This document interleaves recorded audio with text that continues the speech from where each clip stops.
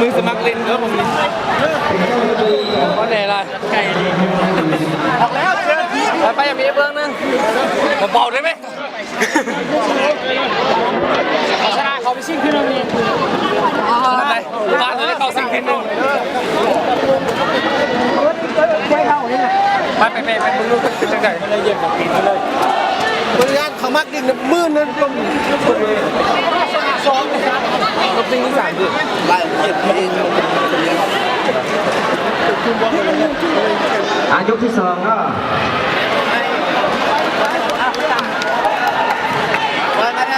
บอลขึ้นไปเลยนะ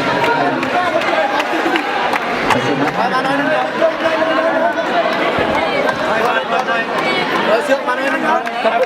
ไปเส้นไหนน้อยออกไปต้องนับตรงนี้นะเริ่มไปแล้วเดินโอ้ว่าผมสอบดูไหวเลยว่าท่านดูไหวเลยขอการผมไม่ลงมือแบบเป็นเส้นเลยการที่มันก็สิได้หมดเสร็จแล้วไปเกียงลายเนาะเกียงลายผู้ต่อไปจะเป็นการพบกันการไม่แค่หนึ่งกับการฆ่าเนาะนักกีฬาให้ประจำปีได้เลยการไม่แค่หนึ่งกับการฆ่าเนาะการไม่การฆ่าเนาะปกติเพิ่นชนะ